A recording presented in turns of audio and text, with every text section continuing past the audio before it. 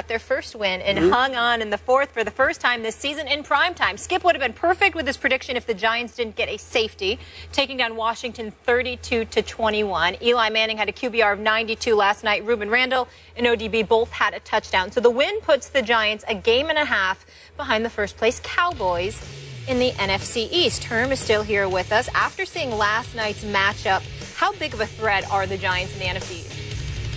Everyone's a threat in this division right now when you look at it.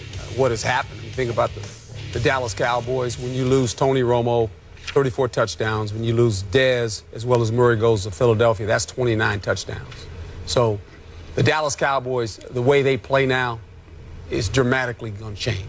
It's going to change with their offensive line. That's the strength of that offense. Their defense is playing fairly well. They haven't played a whole bunch of high-powered offenses yet, but they're going to have to live that way. When you think about Washington, they got out of their game plan last night, and it was the Giants that got them out of their game plan by going up, not allowing them to run the ball, about 37 attempts, clock management, quarterback doesn't turn it over. When he starts throwing it 30, 40 times, he's going to turn it over. Their defense can hang in there.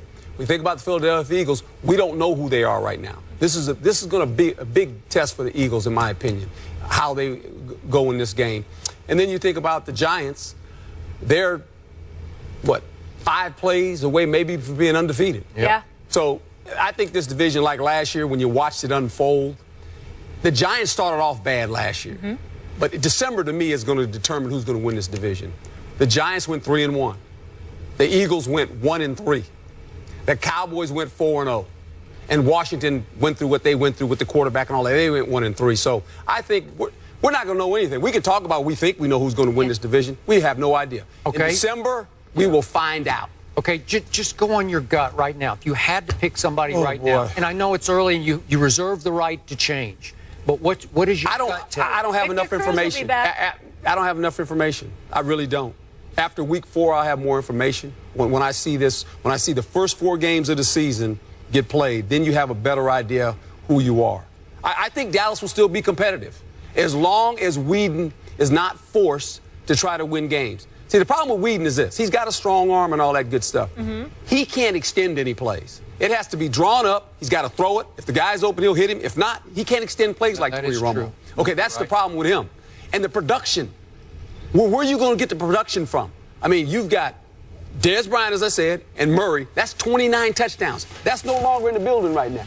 So that's the problem. With the Eagles, we don't know who they are right now. We know that this game, and Skip made perfectly clear, this could be the game where Sam Bradford is no longer the starting quarterback. Because if he struggles, if you're Chip, and it's not your offense, guess what? Okay, you can't change players. The only player you can basically change is a quarterback. You might have to change quarterbacks. It's going to be interesting. Big game. Stephen A., what do you think after seeing last night? Well, listen, I mean, after seeing last night, obviously you have to throw the Giants up into the equation. But the reality is that Coach is absolutely right. You don't know what the hell is going on in the NFC East. The only reason Skip is resolute about his Cowboys is because he believes in them so much, because he loves them even that much more. But the reality is that nobody expected the Eagles to have the problems that they have, number one. Number two, you look at the Redskins. Up until last night, you were looking at their play at the line of scrimmage, the way they were able to run the ball effectively, and it just seemed like they were going to be relevant. When you look at the New York Giants, even though people, pretty much almost everybody, relatively dismissed them because we just said they have a lethal offensive attack, but you wondered about the offensive line's ability to protect Eli Manning. You wondered about their running game. You wondered about their defense. They come after starting off 0-2 and being in position to win both of those games to handle in their business last night, and it was with 5 starters inactive. Victor Cruz wasn't there. Eric Flowers wasn't there. Dominique Rodgers-Cromartie wasn't there. This kid Kuhn wasn't there.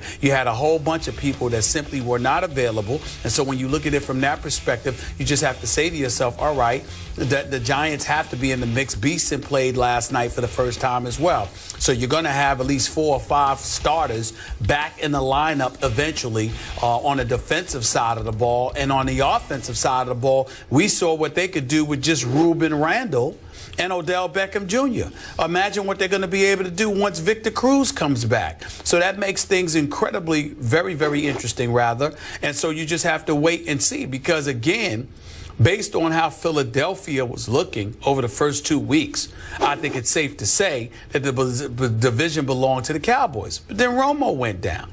And so with Romo down, and you already knew Dez was out, you just don't know what the Cowboys are going to be right now. So it's very, very hard to be so definitive about the NFC East because bodies are just falling by the wayside for one reason or another. It could be injuries in the case of the Dallas Cowboys and the New York Giants. In the case of Washington, it's dissension because of RG3 and Kirk Cousins. In the case of the Philadelphia Eagles, it's Chip Kelly's system and whether he's going to stop acting like some mad genius and come to the football world with the rest of us where he understands that adjustment needs to be made and talent has to be first and foremost above everything else. You just don't know until the season progresses. But the NFC East is giving you a reason to be undecided because of so much activity that has happened in that division, more so than any other division in football right now.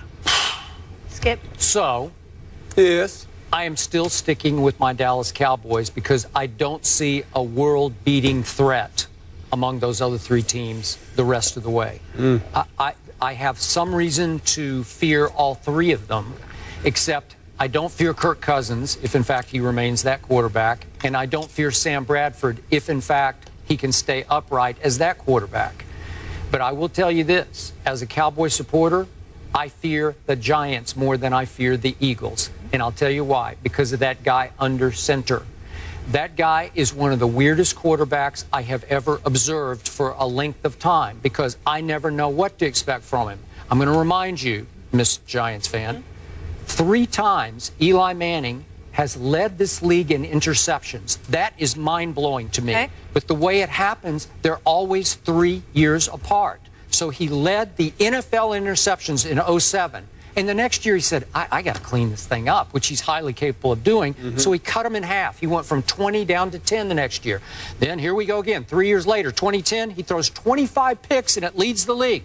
Next year, all the way down to 16.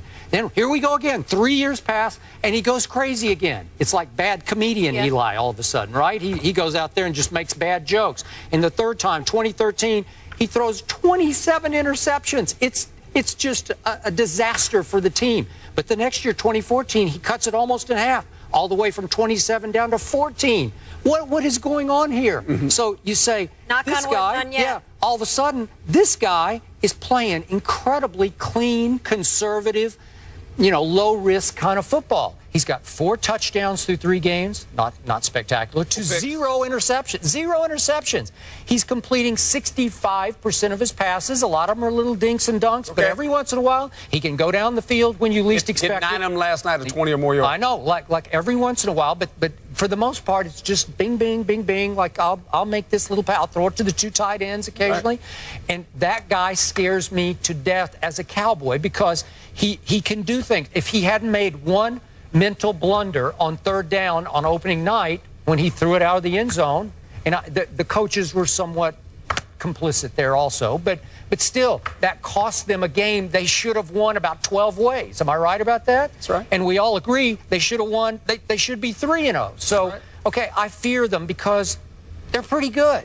They're pretty good on defense. I said after opening night, I told both of you, I said, hey, your Giants played pretty good defense against Romo until it was time, and then Romo just blew up and down the field.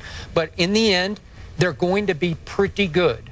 If Dallas gets healthy and gets some people back on time, remember Greg Hardy's coming back, your guy Randy Gregory is coming back, Rolando McClain. If you get the reinforcements on defense and it continues to get a little better and a little better, I think they can hang in long enough to outlast these other teams. Well, you make a great point, and what's going to happen for all these teams, because really the best quarterback right now with Romo being down is Eli Manning. Oh, sure. So now you're like far and away. You're going to have to play defense. They actually have the best offense. They do. When you think about the guys that are coming, Cruz gets healthy. And ODB have played 1 game together. I understand that. I said, but now and they've got a nice tight end package. They do. They used the tight ends last night, so the offensive line is playing pretty well.